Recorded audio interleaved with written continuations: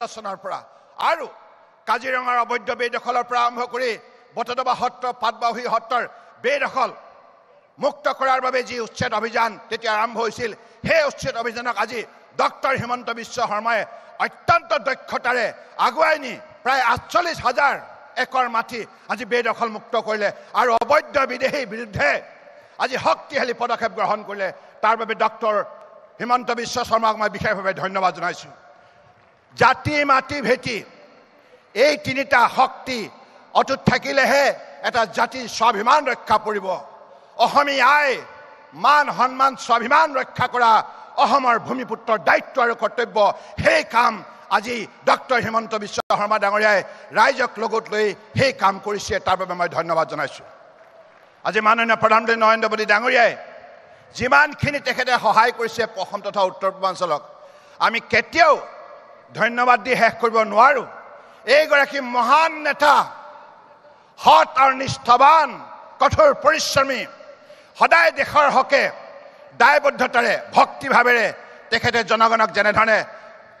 সেৱা কৰি আহিছে সেৱা সুশাসন আৰু গৰীব কল্যাণ এই নীতিৰে আজি সমগ্ৰ দেশক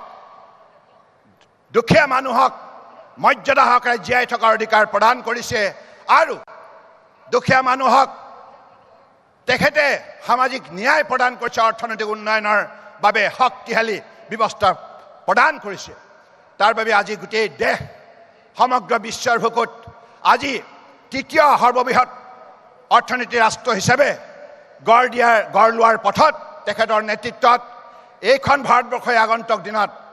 আত্মনিৰ্ভৰ ভাৰত হিচাপে নিজৰ পৰিচয় দাঙি ধৰিবলৈ সক্ষম হ'ব এই বিশ্বাসেৰে মই পুনৰবাৰ আজি মাননীয় গৃহমন্ত্ৰী অমিত শ্বাহ ডাঙৰীয়া বিশেষভাৱে ধন্যবাদ জনাই আৰু মই নিৰ্বাচিত প্ৰতিনিধিসকলক এটা কথা কওঁ হাতযোৰ কৰি আপোনালোক নিৰ্বাচিত প্ৰতিনিধি কেন্দ্ৰীয় চৰকাৰ ৰাজ্য চৰকাৰ ইমান ভাল কাম কৰিছে আপোনালোকে তৃণমূল পৰ্যায়ত সততাৰ নিষ্ঠাৰে কাম কৰিব লাগিব আপোনালোকে ভাল কাম কৰিলেহে ৰাইজে আমাৰ উন্নয়নৰ সেই প্ৰতিচ্ছবিখন সদায় পৰিষ্কাৰ কৰি দেখিব আপোনালোকে যদি কেনেবাকৈ